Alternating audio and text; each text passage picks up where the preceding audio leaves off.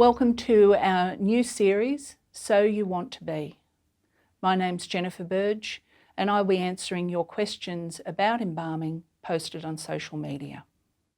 One of our questions on YouTube asks, how long does it take to become an embalmer? The Certificate 4 in Embalming is a 2-year course, with some students being able to qualify within 18 months. But when you become an embalmer and qualify, the learning is continuous throughout your career.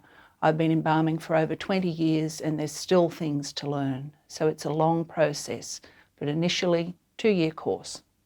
One of our questions posted on Facebook was, what made you want to become an embalmer? Well, 24 years ago, I joined Tobin Brothers as a driver, and part of the orientation program is to go into the mortuary and observe a basic preparation of a deceased person.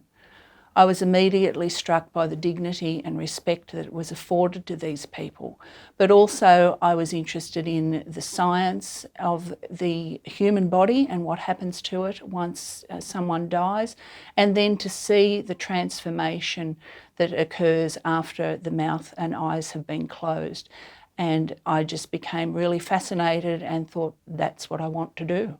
A question posted on Instagram is asking about the training and your role as an embalmer. So, as I've mentioned before, an embalmer requires a Certificate 4 in Embalming, which is a 2-year course.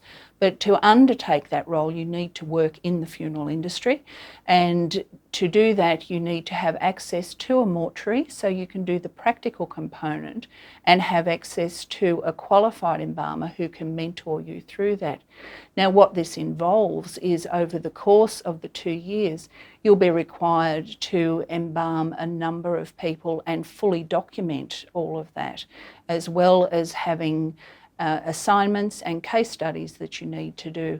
So the training is quite involved and you need to have access to a mortuary and a qualified embalmer to carry that out.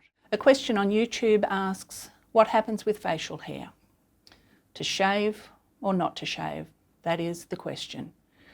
Obviously, if you have someone with a full beard and moustache, then that stays as it is. But it's the people that have been too ill to look after themselves or have a shave that we need to just clean that up. And we shave all of our gentlemen. And then our ladies, what if grandma's got some hairs here that have always been there? We don't want to change grandma's appearance. So unless we have specific instruction, we would leave that as is. But as a general rule, for people, for men and ladies, we would shave them and then present them as naturally as possible. A question posted on Facebook is asking how long it takes to embalm someone. And I can't give you a definite answer for that, because it depends on the circumstance of the person, when the funeral's going to take place, the condition of the body and what's going to be involved. And it can take anywhere from 45 minutes to 8 hours. If there's trauma involved, obviously it's going to take a lot longer.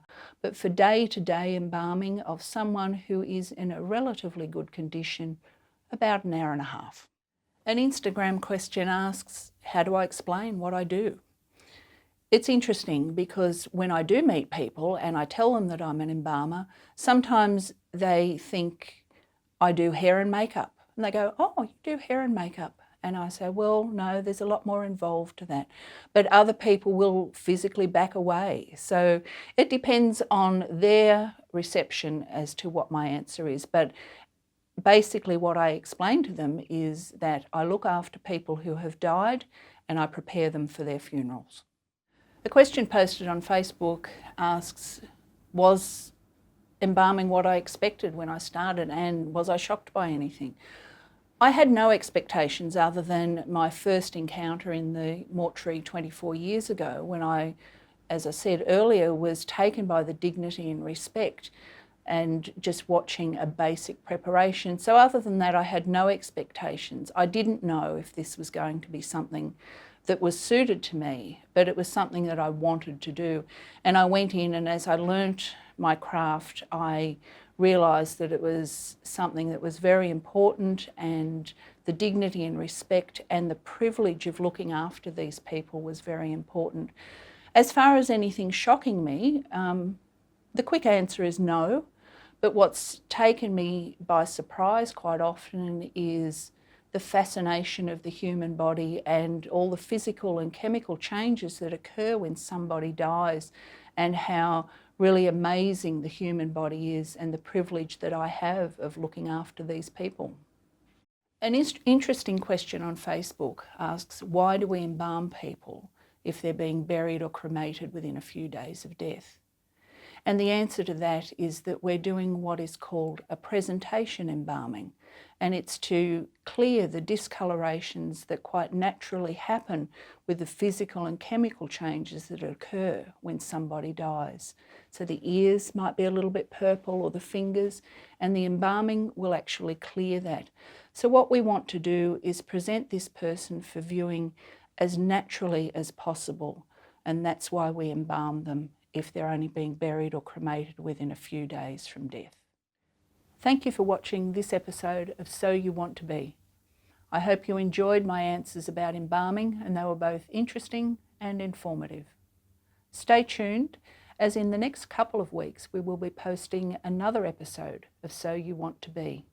If you have any questions about working in the funeral industry, be sure to post them on social media and we will answer them in our next